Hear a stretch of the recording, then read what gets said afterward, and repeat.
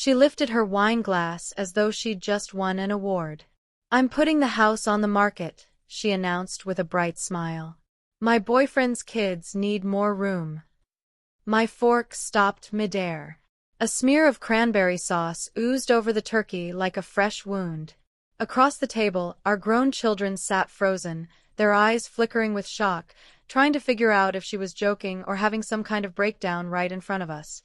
But she kept talking, casually, like she was mentioning a change in the forecast. "His name is Derek. He's divorced. Has 2 boys. They'll move in once the deal is finalized. It's time for a fresh start." I didn't move. Didn't say a word. Just reached down beside me, opened my briefcase, and took out a white envelope. I stood. Calm, steady. "Since we're making announcements," I said, handing it to her. She took it, puzzled. Then tore it open with that same smug, dismissive ease she used when she quietly erased our anniversary reminders from the shared calendar. Inside were several documents, thick, official papers with legal weight, and a letter written by me. But we'll get to that. Let's go back. 32 years. That's how long we were married. Over 3 decades of building a life, a house, a family together. I worked in commercial real estate. Long hours, discrete transactions. The kind of job where you vanish into spreadsheets and surface just in time for dinner. Or at least, I used to. She stayed home in the early years, raising our kids, running the household, hosting PDA meetings, smiling politely while other moms judged one another behind tight-lipped grins. Eventually, she got her real estate license. Said she wanted to help people find their forever homes. That's when the late nights began. Showings became dinners.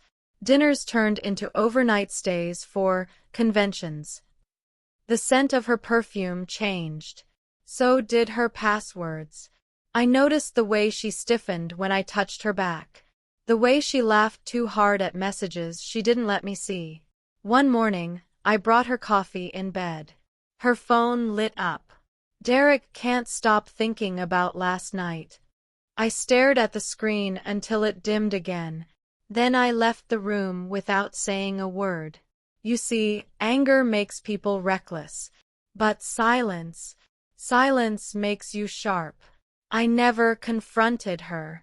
Never asked who Derek was. I just watched. She assumed I'd emotionally checked out. That was perfect. The next day, I visited an attorney. The house, legally mine. Bought before we tied the knot. Her name was added later.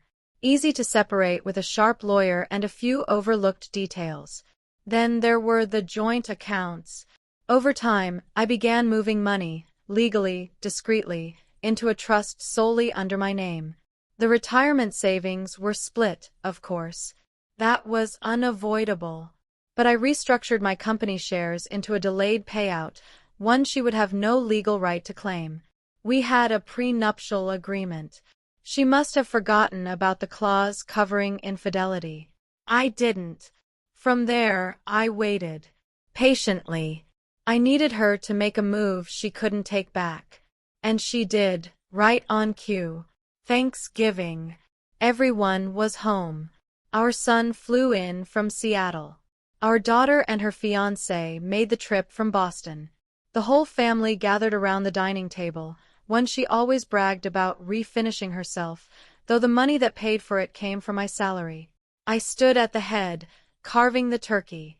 She lounged with her wine, legs crossed, nails freshly done, attitude polished to match.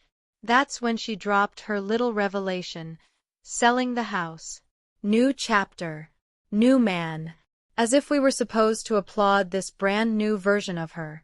So I gave her what she seemed to crave, attention.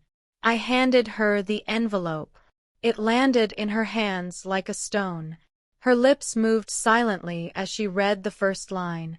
This document serves as official notification of divorce proceedings initiated on October 2nd.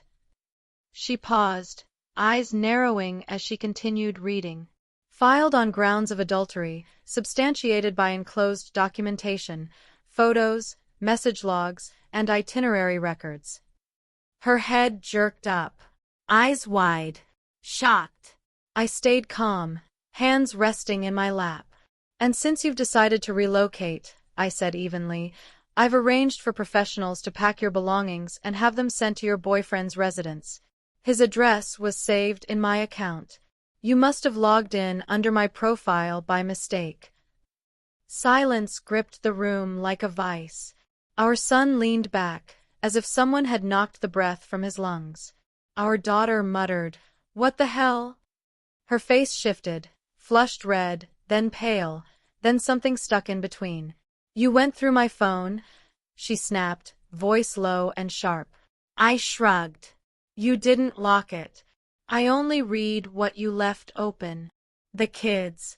They didn't defend her this time. They'd seen too much, heard enough.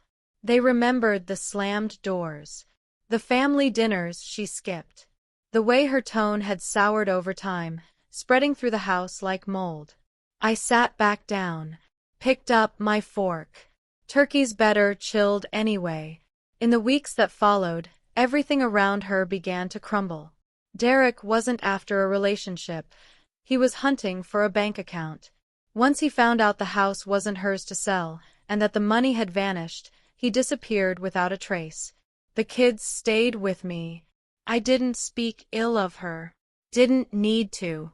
The truth has a way of rising on its own.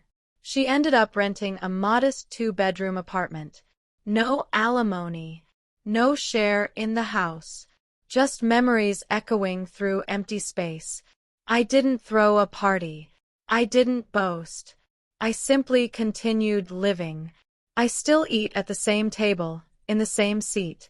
But now, when I look across it, I don't see lies. I see calm. The home is quieter than before, but it's mine. And when the holidays roll around again, and the kids arrive with their own children, filling the house with laughter and warmth, I remember that night. Her glass lifted, her grin a mask, and the envelope that brought down the curtain. Some declarations shift the mood. Others bring the whole story to a close.